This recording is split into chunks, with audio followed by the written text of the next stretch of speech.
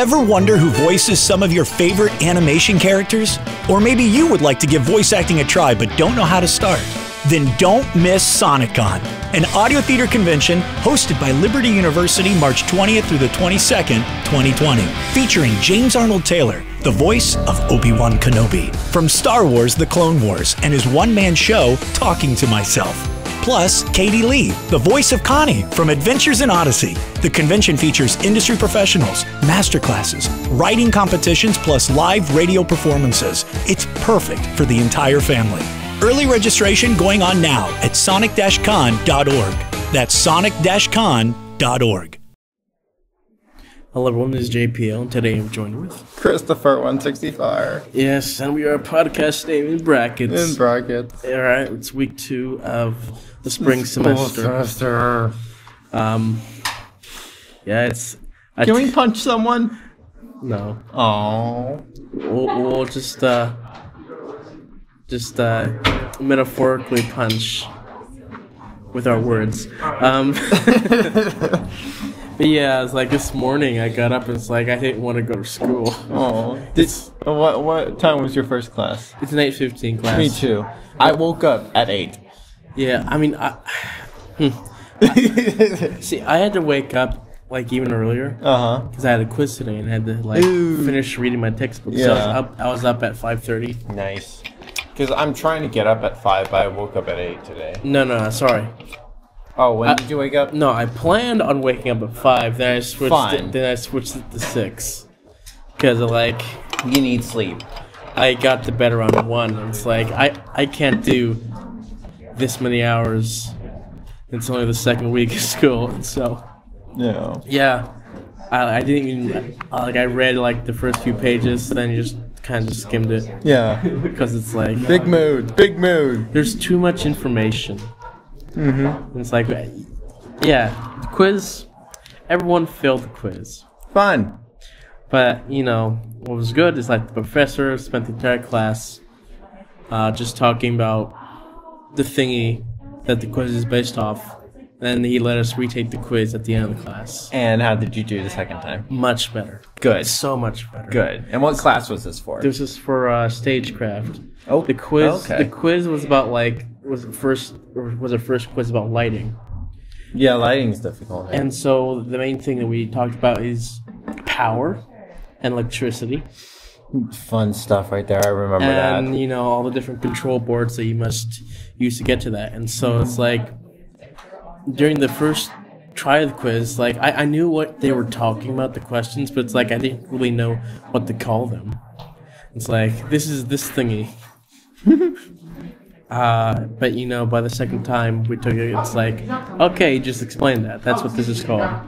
Some things I just couldn't remember it still, but yeah, I did much better. Honestly, that's not a bad way how to teach a class. Is that to not necessarily scare, but to at least prepare the students. Here's some information you may not be aware of. The students sweat, and the teacher's like, all right, let's review this. And you're basically, because of that pre-knowledge of like, wait, I didn't know, and then you're able to fill in the blanks and connect the dots. And then when you actually have to do it, it's like, oh, I remember when I struggled in the first place, now it's easier. Instead of like just sitting down straight up with the lecture, you're like, wait, I've never heard this before, and kind of like, you don't know what it is. You know what I mean? Yeah, and so your brain starts rolling to the questions. Yeah. It's like, oh, I'm not sure about this one. And then he says something, it's like, oh. Yes. Okay. Write that down. And so, yeah, that was nice. I could be a professor. I mean, I would have been fine if I wasn't able to take it the second time. Right. It's like, this is what I know. You know, it's only week 2. The quizzes are only going to get harder. No, I think I think that they might get easier from here, because it's like this one. I think it's the hardest subject because it's like that makes sense. You're learning about power and all these different cables and the different consoles and where the power goes through. I think it's also a good idea to start the semester on the harder concept. And all this technical side here with lighting, because lighting is a lot of work. Mm-hmm. You know, you just push a button, the light comes on. No, it's a lot of work and math. Fun math. And so that was fun. Nice. So, was that at Green Hall? That was at Green Hall. Why did I make you come all the way down over here? Because my class is at Green Hall. Oh, wait, you have class after this at the Moss. I have class at the Moss up here. Okay. Yeah, that's why. That's why. That's why we're over here. That's why. Okay. Yeah. I've been very behind in my life, basically, this semester so far. Yeah. I'm so glad I'm not alone. Oh my gosh. It makes me feel so much better. I've got to work on my sleep schedule here. Tell me about what it is and how you want to remedy it, because I'm really curious. Well, it's not some... Well, the problem is, it's like... I don't know. So this past week, I think it was fine. You know, I started out, I would stay up late. Mm-hmm. And, you know, just not get that much sleep. But, you know, I've been... In these past couple semesters, I've been gradually just... making myself go to bed earlier. Yeah. And, you know, that helps. But you know, when you find like a new TV show to watch, it's like really difficult. Or when you start getting into a binge, it's really difficult to stop. And it's like you're up later than you want to be. It's like, okay, I'll watch one more. One more. Well, no, it's like... Oh, another. You gotta do the math. It's all right, like, 2 more. There's a point where you gotta cut off. Right. Like, no later than this point, I'll cut off. And then that one ends on the biggest cliffhanger in your life. Like, you know what? Exactly. It's like, you know what? That's why I don't watch TV. I can live with just 3 hours of sleep. Let's do this. No. So how many hours of sleep did you get last night? Oh, I don't even know. Okay. Because, like, there's one thing about estimating. It's like, I do the math here. It's like, so there's 5 hours since I stopped watching until when I wake up.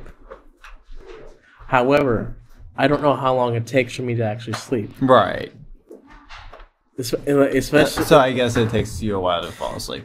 Yeah, somewhat, and especially last night because I was like on a weird angle on my bed because my cat was on my bed. Fun. And you know, when a cat's on my bed, I can't move my blanket, and so it's like I was in the angle to be with my blanket.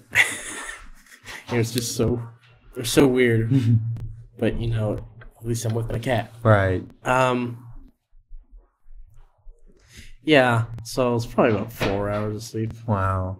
Yeah, I usually have trouble falling asleep, but when I'm tired, I can usually fall asleep semi-quickly.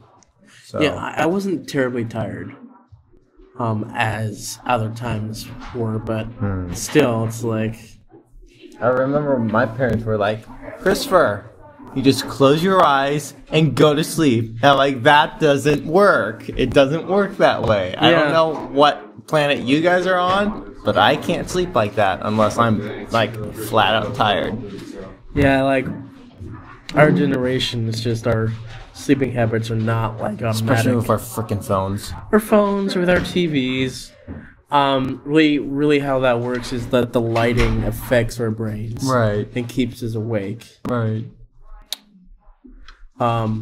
Maybe night lights actually affect our youth. Oh my gosh, yeah. I don't know, but yeah. I'm scared. Here's this little light that'll keep you up all night. So yeah, it's recommended that you have a blue light because you know that one you can still see, but it's not affecting your brain. Is it?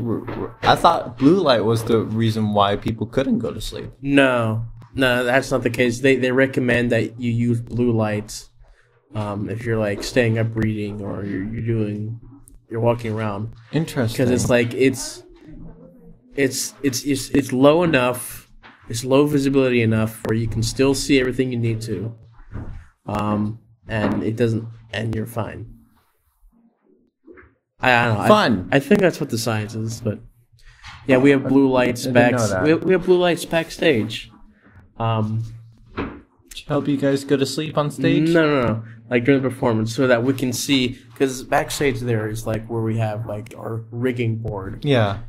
and like other things, and so they need to see what they're doing. Yeah. So instead of having an actual light that the audience can see, right. we have blue light that the audience cannot see whatsoever. Nice. That's smart, I guess. Which really works.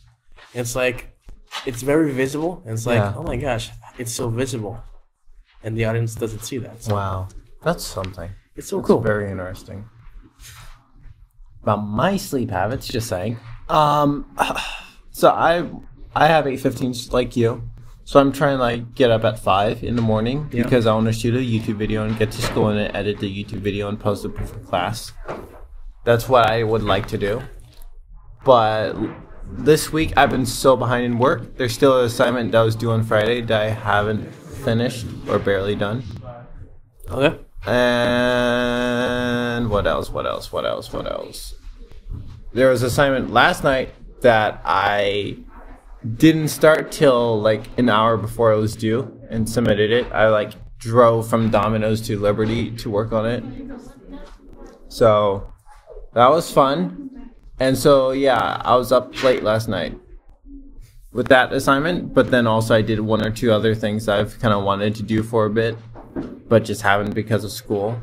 Yeah. And I'm like, I'll just do this regardless, considering the fact that I'm going to fall asleep late. So I did them. And I woke up around 8.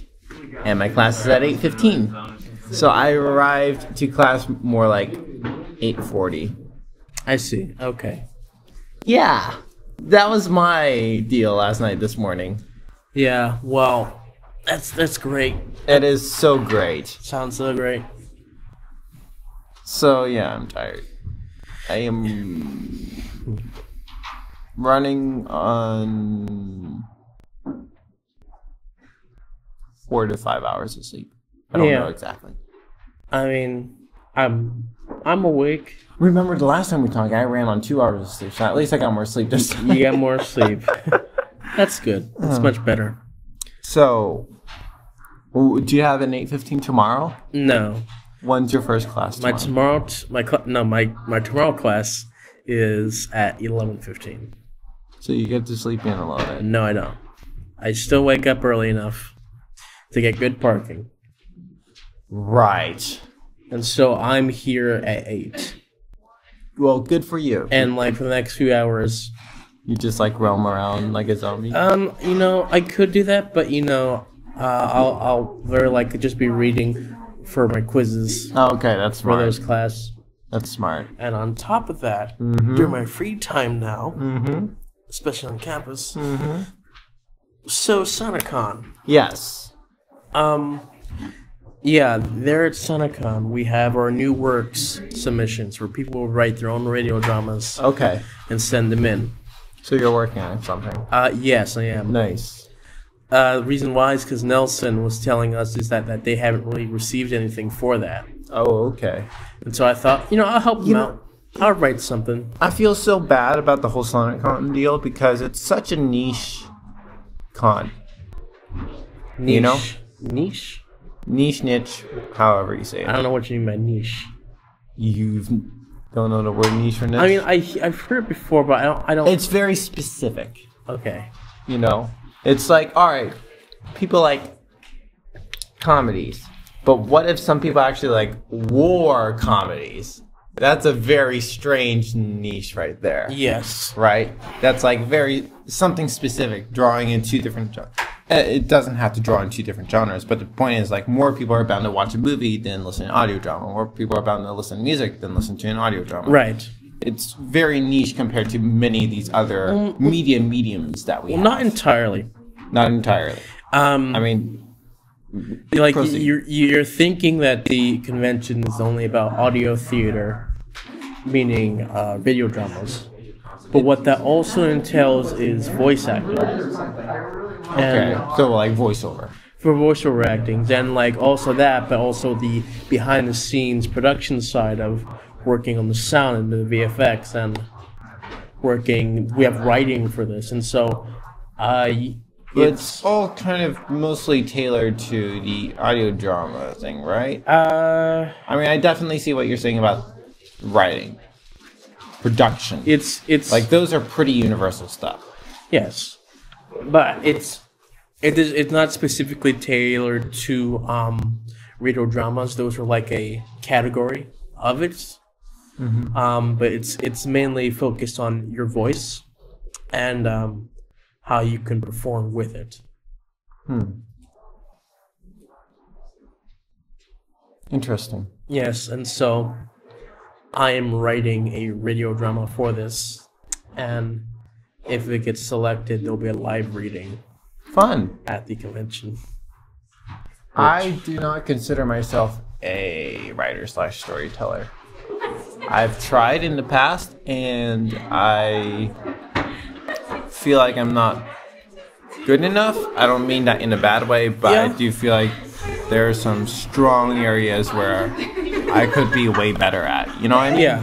So, and I feel like I want to focus on different areas where I could get better at. You know what I mean? Like, I'll focus on some of these other strengths. And then maybe, if I ever have all the time in the world, then I could, if I really want to tell stories, then I'll try to strengthen those. You know what I mean? Yeah. So it's a hard balance. Yeah. I'm not a good writer per se. I'm not really good at writing and putting in the detail. But I have a story that I want to tell, and I'm good at creating stories in my mind. So, yeah, I have this small story for this radio drama. Okay. I think I'm just bad at stories. Yeah, it's like, this is like something where it's just like, it only took about 5 minutes to come up with. So it was like, Nelson said this, and then you're like, oh, 5 minutes later, I have something. Was it like that? Like, he said it, and it's like, oh, that's a shame. And then while I was just driving home, it's like, oh, you know what? I could do something. Driving home is one of the best times to create a story. I could write something, and so I started thinking about maybe adapting one of my current projects, and then I could do that, and then I took a closer look at the requirements, and like my projects I'm currently working on do not meet the requirements, right? Because it's outside the Liberty Way.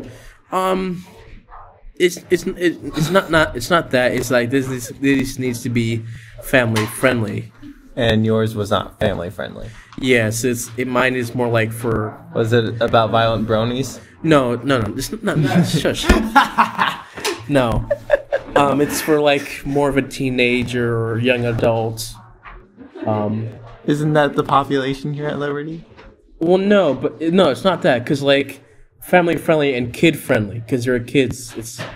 It wants us to be tailored down so that kids can watch and listen to it.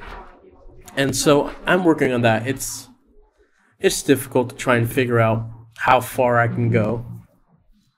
But we're going to see, because I'm kind of on the nose here. I'm very ambiguous enough about handling these hard topics that I think that we should allow in kids storytelling. But it's censored enough where the way I'm writing this radio drama is that you can take it however you want to. You can take it in this direction where it's more mature, or you can take it where it's just a lighthearted thing. And so that's the way I'm doing it. Interesting. So, how long? Like, is there like a length requirement? Yeah, you can't go more than 20 pages. That's the max cap. Okay. And where are you now, and where do you think you'll hit? I mean, I don't.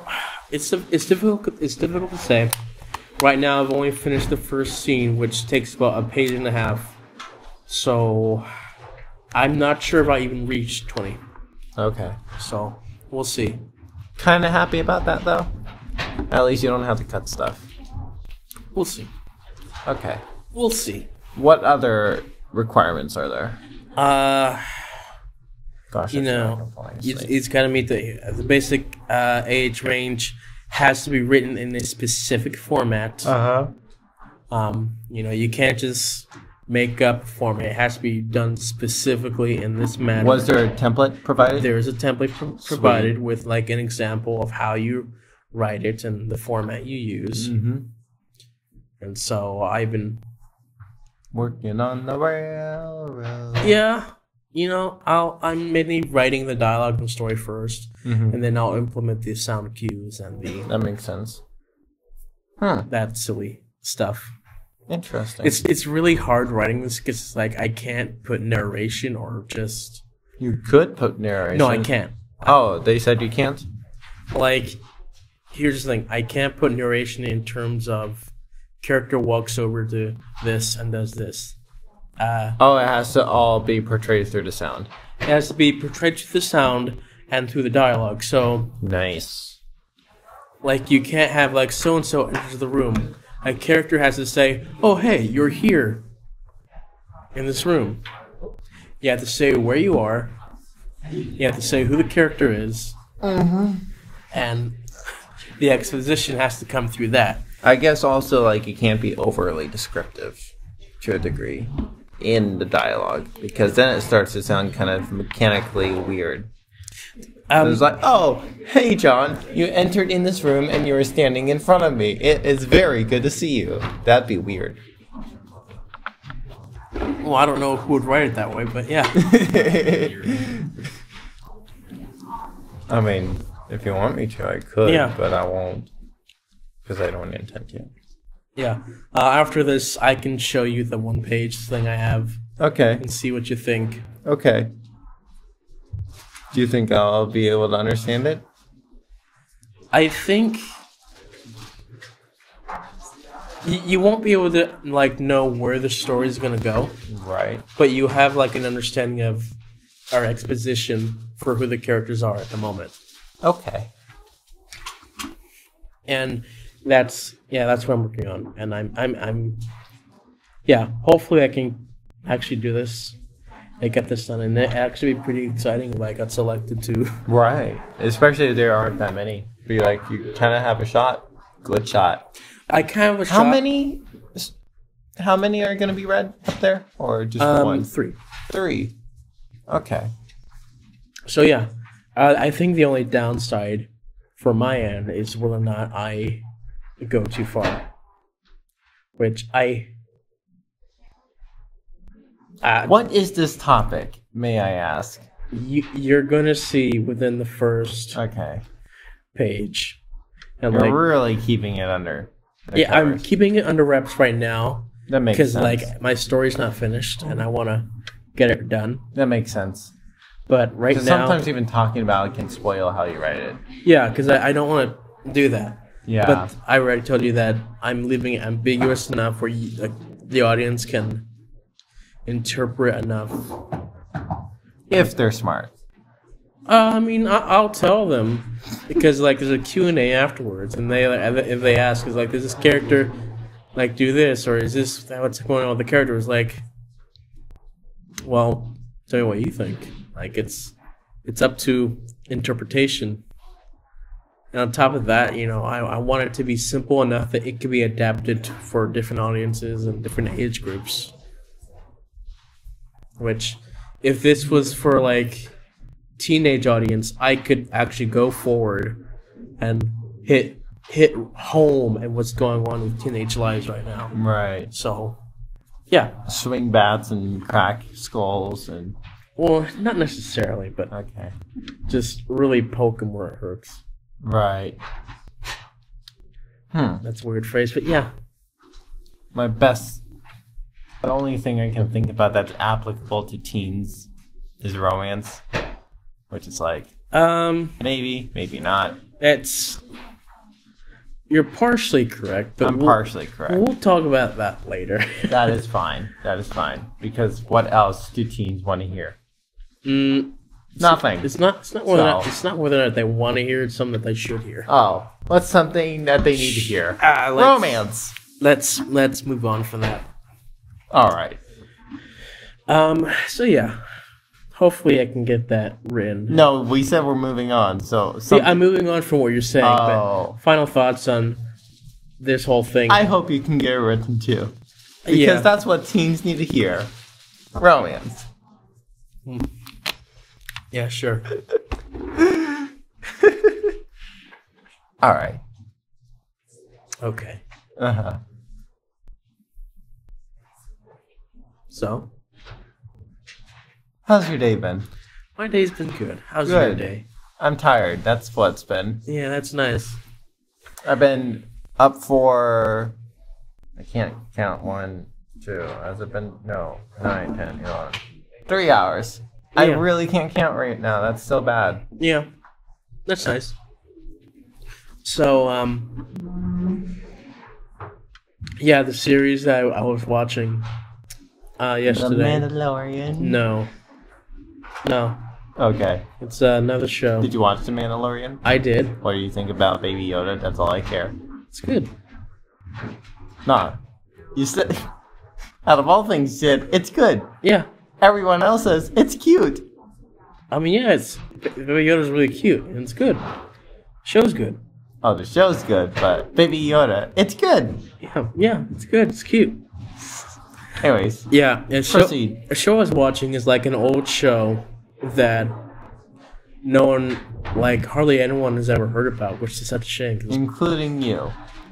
Well, no, like I'm sorry, I'm stupid. I'm sarcastic sometimes. Sorry, like I had known about this thing for a while now but when I first found out about it, it's like, what? This was a thing? Yeah. What is this thing? The show's called like Young Indiana Jones. That's what it's called? Well, the Chronicles of Indiana Jones or the Adventures of Young Indiana Jones. Okay. Essentially, you know of him. Yeah. But that's pretty much it. You know of him. I'm like, he's like Indiana Jones. He travels the world and gets in trouble. Well, that's all I know. He's like an archaeologist, adventurer. And I did not know that. Thank you for educating me. You learn something new every day. Yes. And you don't have to go to college for that. Right. And they're fun movies.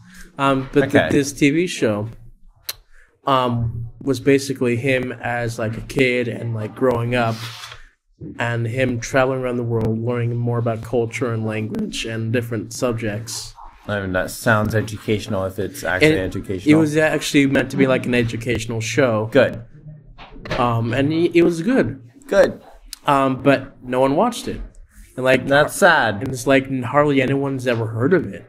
And that's even more sad. And it's like it's not promoted anywhere. It's like, man, this thing should just be shown more. I think we should actually slap people, like I suggested earlier. Well, on top of that, when I first watched it, it's like, it's cool, but I'm not sure if this is actually canon. Because interesting. I didn't know if this is like supposed to be canon to the movies or not, but was it or was it not? I'm gonna say it is. It is. Okay. I'm gonna say it is, but it's like there's no official. Like this thing's always forgotten about, but it is supposedly canon because it's like it's created by one of the creators of Indiana Jones, and so he says it's canon, and he has a timeline for how it would be canon, and I can see how it can be canon. So yeah. I mean, especially with something kind of so standalone like that, to a degree. Like, does it fully matter if it's, like, canon? You know what I mean? Yes. It does matter. Yeah, canon matters a lot because it's, like, it's... I mean, like, because you put all the cannonballs into cannon and try to shoot that pirate. Mm-hmm. That's pretty important. Yeah. Only in the movies, not the TV show, because no one's heard of it. I know I'm kidding. All right, proceed what you're saying. I know what canon means. Like, if something is not canon, then, there's... Like Star Wars. None of it's canon, basically. Well, no. Because it flips on its head all the time, and I've never seen one, so I'm actually should not be talking about that. You don't understand what you mean by Star Wars. You're on the right path, because I was going to allude to that. Oh, okay. The movies and the TV shows are all canon for Star Wars. But way back when, before Disney bought Star Wars, there were video games and books, and they were canon. But since Disney bought Star Wars, they made them not canon. So... Can I actually slap people? Because why is life so confusing? And so, because of that, they had to create this new rules for this universe, which people are upset about that, including me for a bit. But in terms of looking at that, because those old books are no longer canon, I have no incentive to go and read them. Because, I'd be reading a fun adventure, but I know that none of this actually happened. So there's no point for me reading it.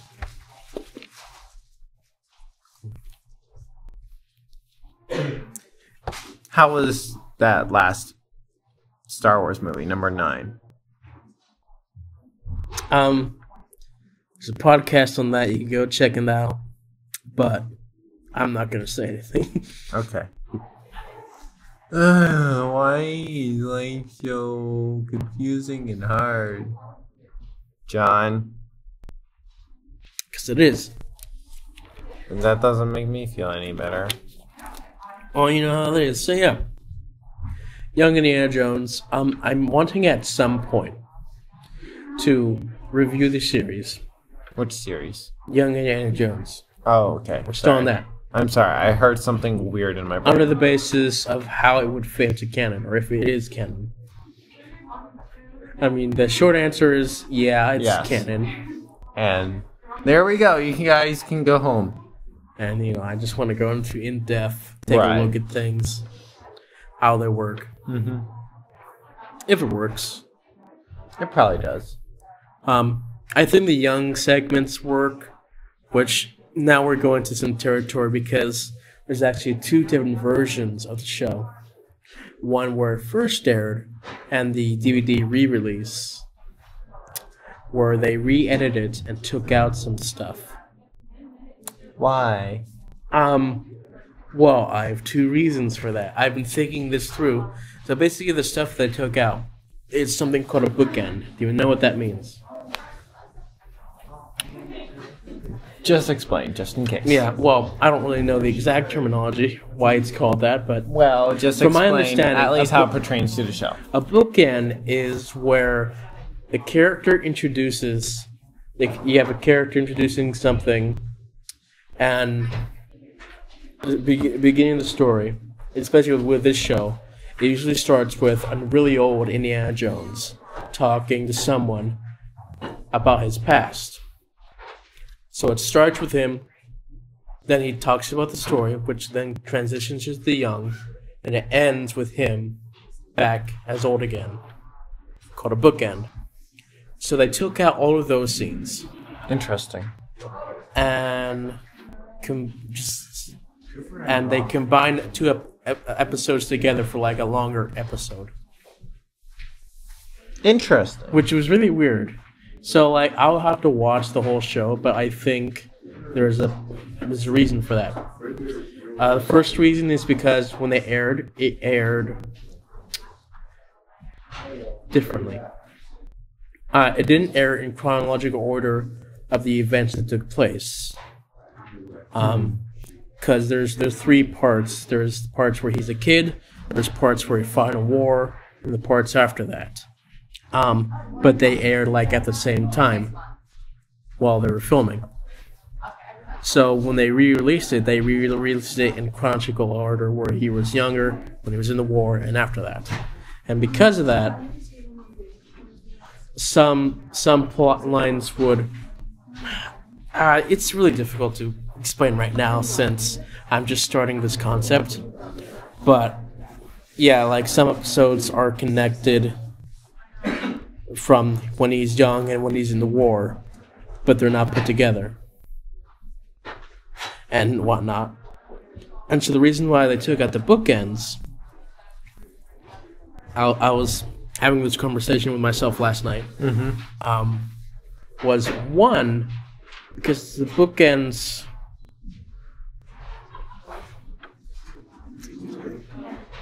did not fit with the whole transition to the story smoothly. How many seasons did this thing last? Well, I don't really know about seasons, but it only lasted 1 year. Okay. But there's a lot of stuff within that year. Like how many episodes? Oof.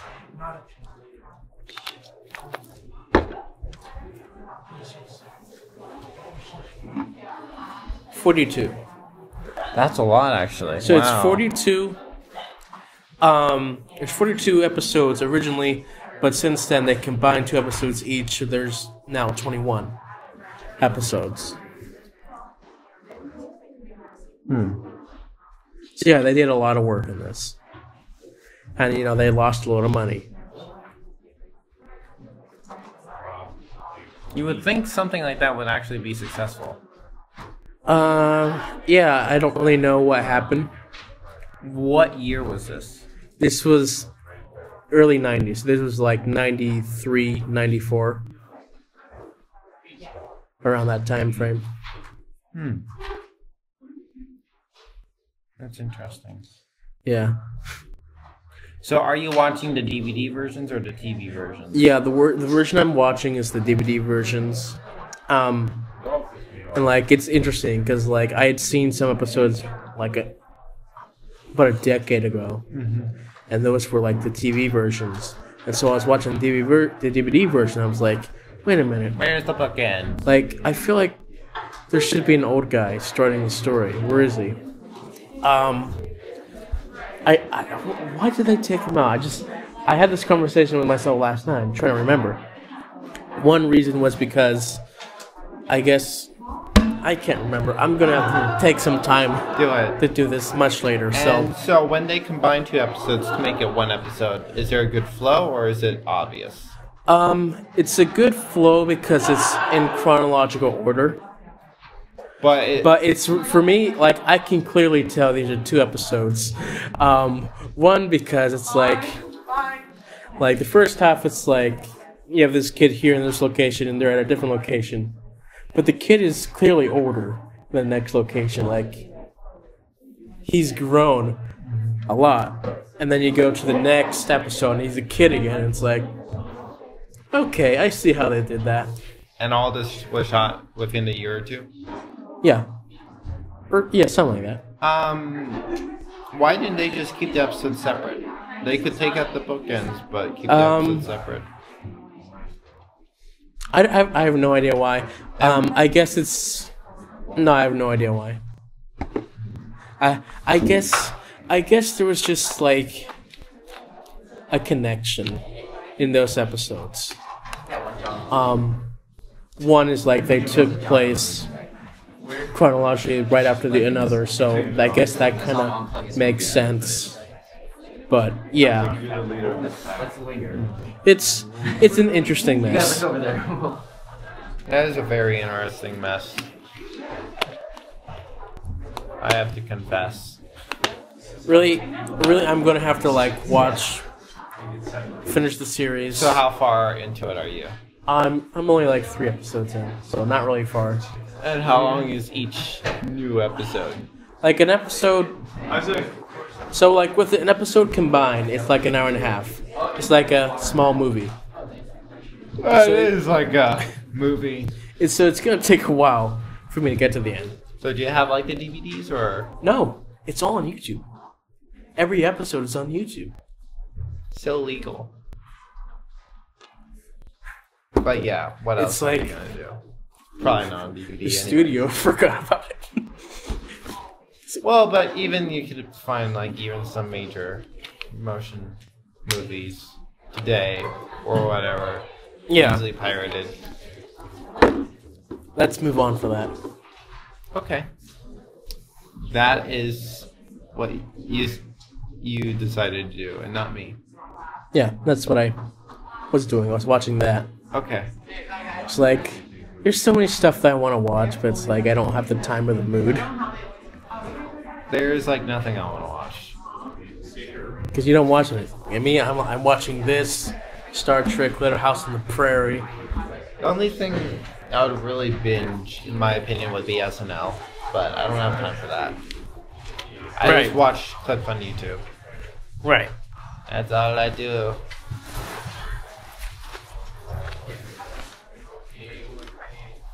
I don't know if I have anything interesting per se. It's always interesting kind of sometimes with like some like my YouTube videos, like my pentatonics reactions have been doing like, really well. Jacqueline, hey. So like I did some reactions to pentatonics. You know them? Yeah. and my reactions weren't the most positive. And people got mad. It was kind of hilarious, but... What was your thoughts? You know what? I would almost go as far as say that they're niche, but they're not like super niche that like... You know what? They're like a popular niche almost, you know? Yeah. Like pure acapella music like that. Yeah. And they're really good at what they do. They're super talented. They really are. I hope no one, like, I always try to hammer that down in every video. They're talented. I'm never saying they're not talented, okay? Apparently some people can't even accept me saying that, but they're talented. But sometimes just some of their choices of how they do the songs don't appeal to me. Gotcha. Or I've started to notice patterns and they start to get old quickly. Okay. Or one very interesting thing is I feel like they have a hard time ending their songs. Which is a very interesting thing. Like, what's something they could do to end the song in a satisfactory manner? You know? Because, like, if you watch the movie and it's a happy movie, but in the last minute the house blows up and that's the end of the movie, you're going to be like, that's a weird ending for the movie. It was very happy, the kids were happy, and, you know, they were toy trucks, and the house blows up. You know? That's a weird ending for a movie, right? It had nothing to do about terrorism, had nothing to do about bombs. Just a gas leak. Left the But, like, that's a weird... Left the oven running. But it's like, that's weird to end a movie like that, you know what I mean? Yeah, it depends on how you do it. But it's not like there was a climax leading up to it. I mean... Let's say it was a pick any movie, okay? Yeah. But it just randomly ends with something blowing up and it being detrimental. And it's a standalone movie. There's never ever a plan for a sequel. There's nothing. It was it could be a happy romance, could be a comedy, but it just randomly ends with the house blowing up. Monty Python and the Holy Grail. I never watched Monty Python. Well, unfortunately, that's pretty much the comedy in Monty Python, where it's like, oh my gosh, yeah, I'd probably enjoy that. Like, yeah, because like you're saying, like randomly this happens, and it's like, you know what, I can make that work. Oh, now I want to watch it. And then Monty Python's like, oh yeah, that's like pretty much how they do things. That's beautiful. Yeah, so, but I'm just saying, like, just not even for comedy purposes, like, that's just how, like, some of their songs end. Not that the house explodes, but it's just a very weird note. Gotcha. You know what I mean? Not like a musical note, just like an ending note. Like, alright, that was a good song, but how they ended that just made me feel uncomfortable. Okay. So, that's how I felt for, like, some of their songs. So, I don't hate them. Very talented. I enjoy listening to them, but just some of their choices are not my taste. Anyways, but yeah, they're still very popular, and so my reactions, most of them did pretty well. I just had one of those videos hit 1,000 views a couple days ago. I'm gonna have a video today that should hit 1,000 views, and some of the others are still getting decent views. So it's pretty cool to see those are doing well even outside the Christmas season, which is kind of weird, but whatever. And then Toby Mac released a song in tribute of his son who passed away last year. So my reaction for that is blowing up, at least for my standards. I'm at like 700 plus views right now, I think. And it's probably going to hit 1,000 views in a couple days. And I just released that video like a week or two ago, so that's really crazy. That's like the fastest video to reach 1,000 for me, probably. Maybe not. It's definitely top 5. Gotcha. And then, yeah, I don't know. It's interesting seeing how random things do super well compared to other things. Of course. Never makes sense, but that's the way it is. Yeah. So, what do you think about pentatonics, John?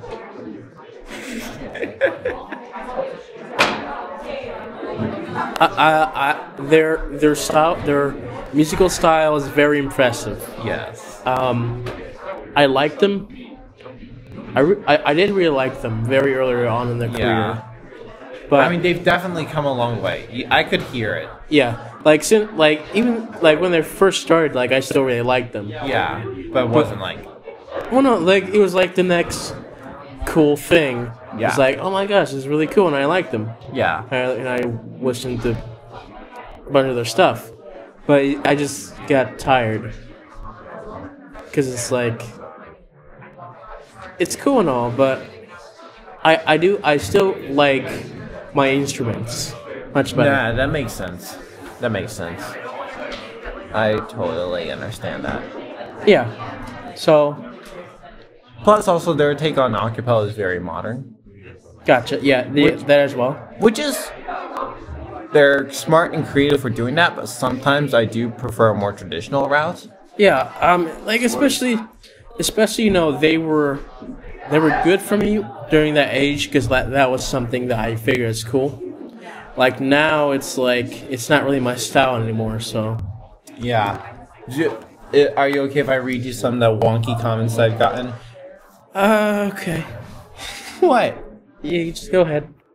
Come on. That doesn't sound like... Yeah, of course. I mean, comments are just not really something I look to, so... I sometimes find a weird sense of enjoyment from some of these. I'm not saying that these are positive or good or anything like that, but it's just sometimes funny in what some of these people will comment, okay? Okay.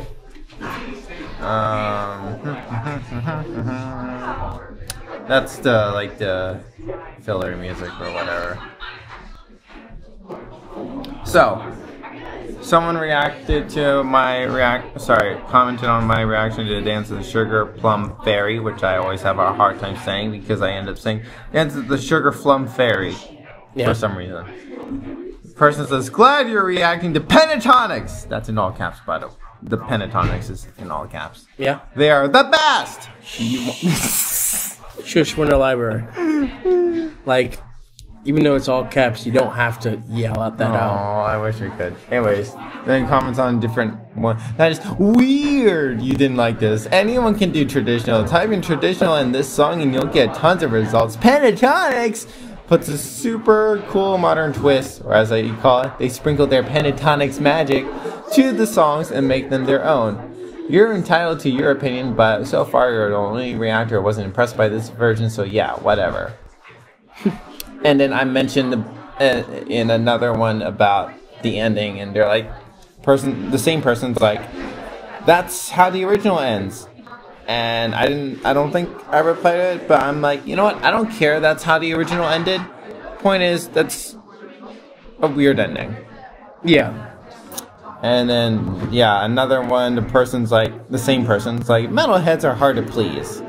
I think I'm a pretty open-minded metalhead, okay? Not many metalheads can't even deal with pop, okay? I listen to pop on a semi-regular basis, okay? Yeah.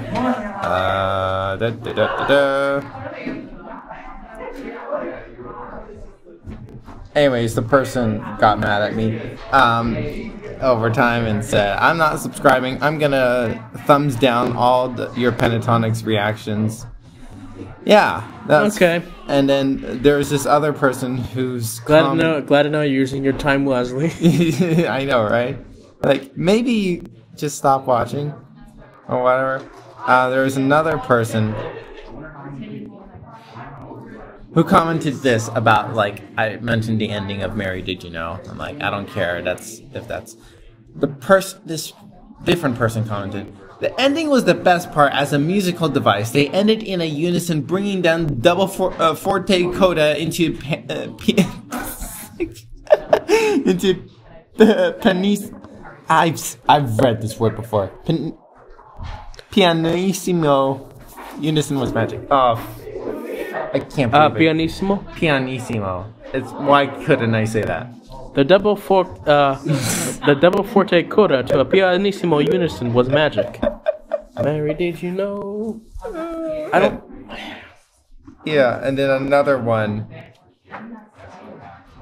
Like the counter melody, same guy, on a different song. The counter melody alone is worth commenting on. The counterpoint, the impeccable articulation, unmatched by 18 voice choirs, let alone 5 voices.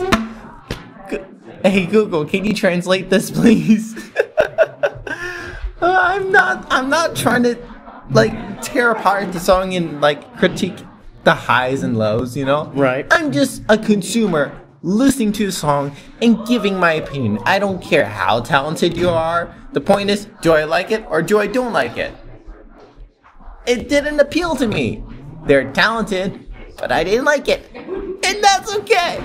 And then, of course, telling you why it was good using the musical terminology is like, okay. And many of these words I'm familiar with, and I have a idea of half of these terms, what they mean, okay? But the point is... Why should I care about exactly. This? Okay? I didn't like it. End of story. It's okay if you want to disagree with me. But I don't care how musically talented they are. I don't care if they have a rabid fan base or whatever. I don't care. Wada. It didn't appeal to me. And that's okay. I'm glad you like it. And I'm whatever, okay? But I didn't like it. I'm just expressing my opinion, and you can express your opinion.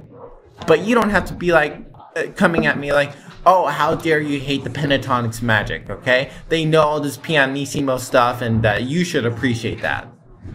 I do appreciate their talent.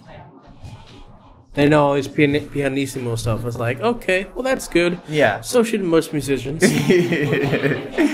Yeah. At least we know that they're schooled on this subject. Yeah.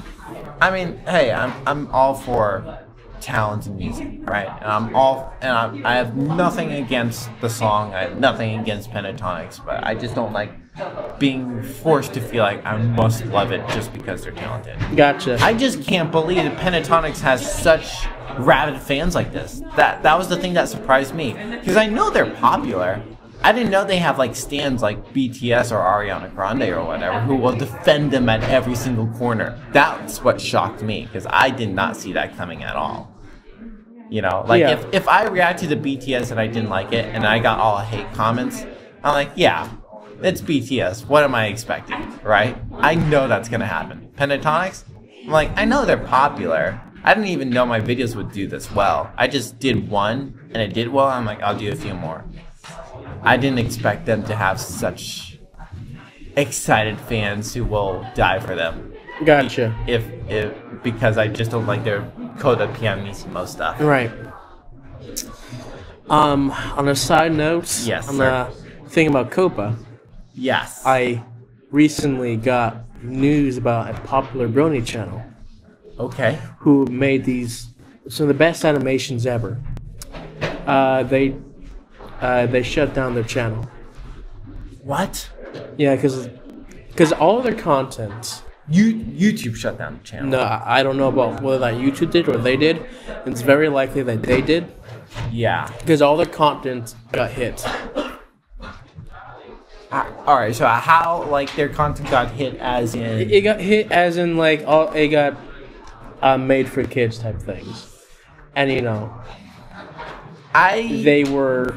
Go on. They put so much work into it, and it's like...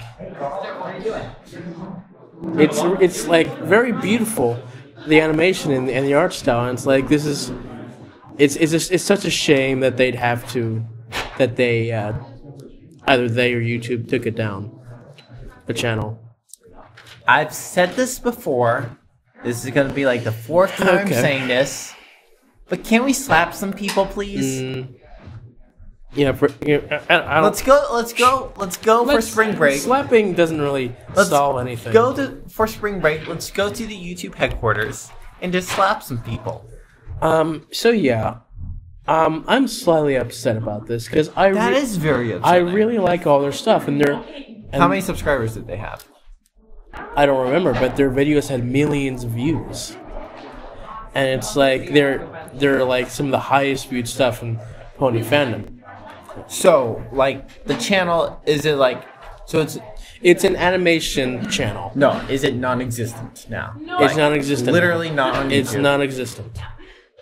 Oh, do they have like a website? Do they have like a Twitter? They're like, hey, this is what we did, and we're gonna move to some different platform. So it's like they've not made an announcement, but they do have like other stuff, but they've made no announcements whatsoever. So like all the videos are definitely backed up from fans from years backed up of experience, but it's like. I don't know, I'm slightly upset because I don't believe that someone... You should be very upset. I'm upset more so in the fact that they took down their channel. Because I don't believe you should delete all your videos or take down your channel just because you don't want it there anymore. Right. I think that you should leave it there as a piece of history of what you were, because like some of that stuff was the best stuff that inspired a lot of people. If YouTube took it down, I'm upset at them. If they took it down, they obviously have their reasons, which is whatever their reasons are confusing unless they say, hey, yeah, we were hit by they were having a lot of problems beforehand with the YouTube system because they weren't making a lot of money off of this because YouTube is still bad. Yeah, and so because of this, now they have no chance of like making money off of their creations, and so they're silent. We'll just pull the plug here, so that I guess they were also worried about getting sued or fined or something. Let's not get into that conversation. Wait. I'm just saying that makes my future look a little depressing. Just saying. That's it. We can move on. Yeah. So that's sad for me because like they've been around for a while, and one of their videos that I reacted to is actually my most viewed reaction out there. It's not. I wouldn't say it was their best video out there, but it was. Still very... It helped you.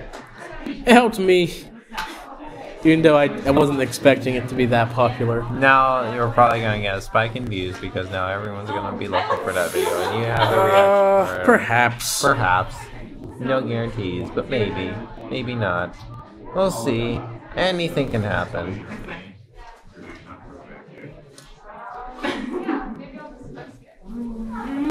What are you trying to do? Looking for you. Because every time Did you put in the full title? No, I just looked at like the channels they featured. I thought you were on the sidebar. I thought I put you on the sidebar. I am on the sidebar. You just gotta look weirdly.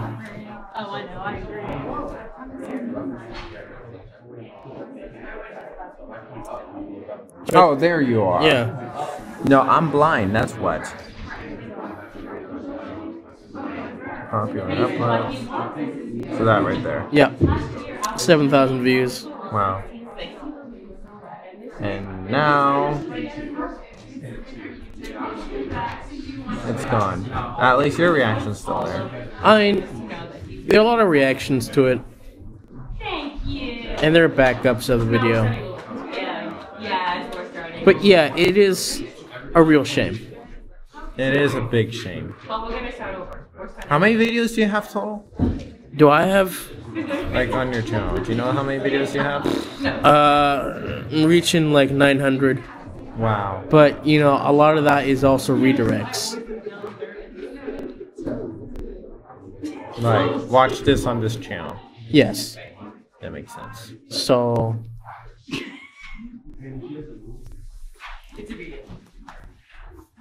yeah. Okay.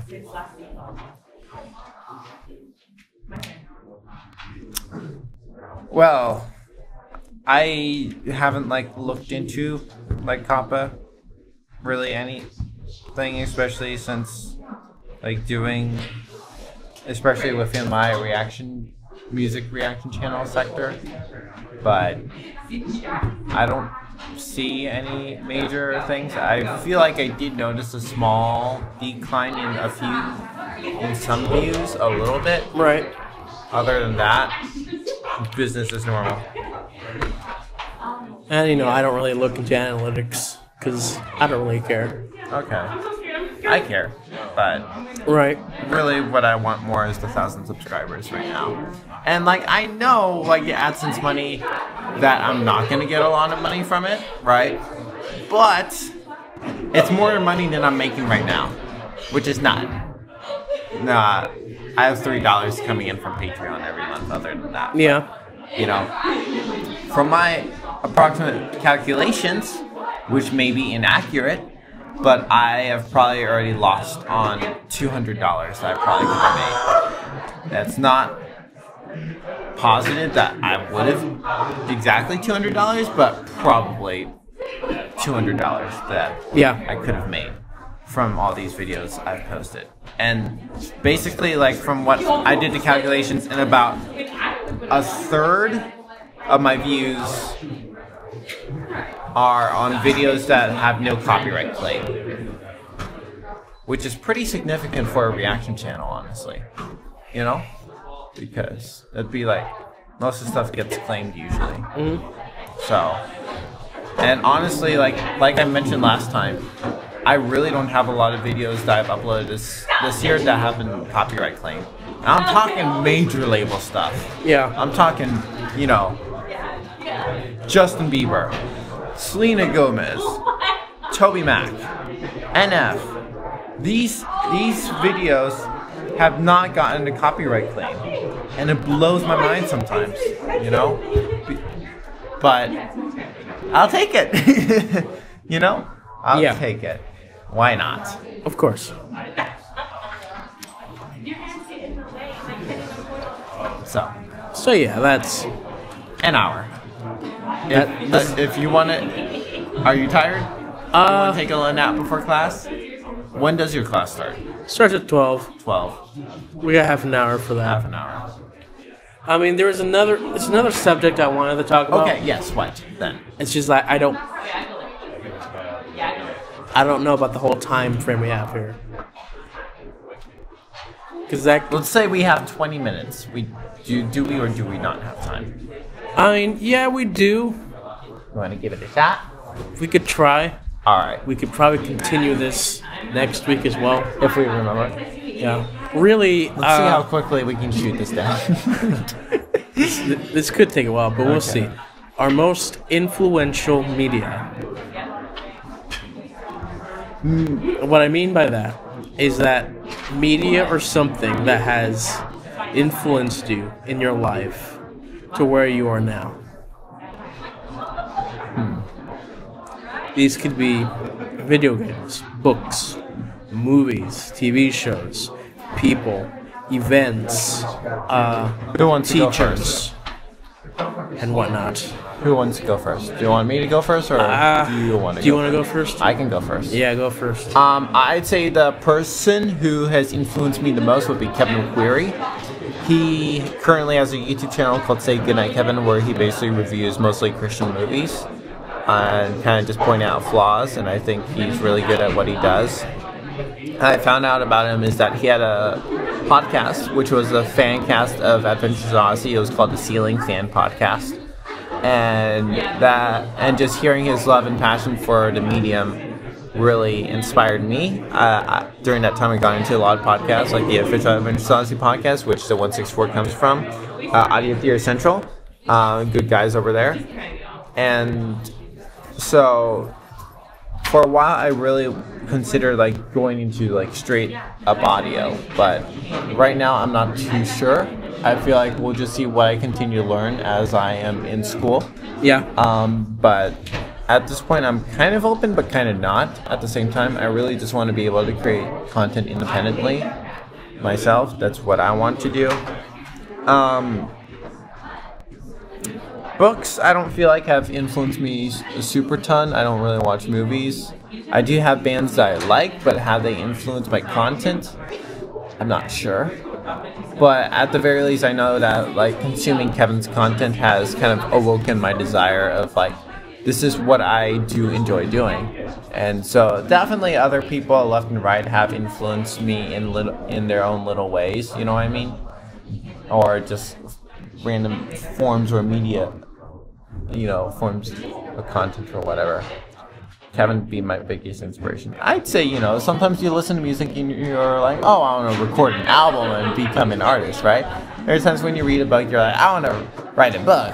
You watch a comedian, you're like, I want to be a comedian. I've had moments like that, right? But all I do know is that I watched Kevin and I saw how much he loves creating content, and I realized I love creating content too. So he'd be the biggest. In terms of my humor, it's hard to say, and not that I don't know, but it's because I do know. It would be John Crist. It's just with the stuff that has come out against him that's just made it kind of hard for me.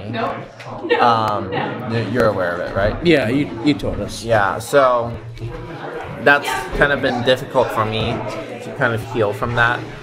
I still feel like I'm healing, but I'm in a better spot. But yeah, I've noticed how a lot of my humor has kind of been inspired by him. Also, Kevin has inspired my humor as well, I have to say. I don't know what else really. I enjoy music, but that, like I said, does that change how I do things? I don't think so, because I don't do music. I react to music, but I'm not music. You know? Yeah, this is a topic that may take a lot of thought. Yeah. If I think of something... So I would say for the next week, just think deeply about it. Breathe in, breathe out, think deeply. I shall retreat to the shadows as you expound. Because, like, I can name a couple things that from you that you've told me about. Really? Yeah. What do you mean? So I like VeggieTales and Bible Man. Okay. Well, it's not like I introduced them to you. Well, no, it's just like those were things I could tell that you really love. That you get some inspiration from their comedy and stuff from that. Yeah, I can see that. Like I said, especially they help with the storytelling of the Bible and learning to respect and all that. And that's where some of that comes from me as well. Also for me, culturally wise, growing up in South America most of my life, you get a different perspective. Yeah. So yeah, there's that, and just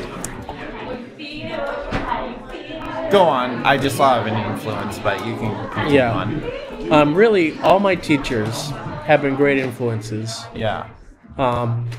Because they were essentially my friends, the one that helped me out. I would spend a lot of time with them. There needs to be more teachers like that. Yes, and like even then, even just you going to spend your time with the teacher as well. That's true. That's also it's a two-sided road. Yeah, because in high school, I would spend after school with a couple teachers that were very inspirational for me. That they're really good friends of mine. They helped shape my worldview, and they introduced me to stuff. We talked about stuff, and I mean, I can elaborate more on that, but I might want to save that for a later point. Another influence, and this isn't strictly creative. I mean, there's probably definitely a hint of this in how I state my opinions in my reaction videos, but this is just for me in general as a person. Clyde Lewis, he has a radio show called Ground Zero, which airs here in EST. It airs between 10 p.m. to 1 a.m. And there are lots of things he talks about that I don't agree with. He likes talking about the paranormal. He likes talking about issues with the world politically. But it's very enlightening stuff, and it helps. He's really helped me to step back from choosing a side and being open-minded and to consider other opinions, right? Especially when it comes to my reaction videos. Be like, alright, I may not like this, but it doesn't mean it's a bad song, right? So it's helped me to be accepting of not just different worldviews and opinions, not that I agree with it, but to be able to listen to them to try to understand where they're coming from, but also like when it comes to like doing my reactions, be like, all right, I may not like this. Let me explain why so you can understand where I'm coming from. But I appreciate the song as it is because it is a work of art. Yeah. And so, yeah, I think this will be a topic for the next podcast here. You think so? Yeah, because there's definitely a lot more I could talk about in detail that we just don't have time to cover right now because we got to get to class. All right. So, yeah, thank you guys for listening, and we'll see you all next time. Bye. Bye.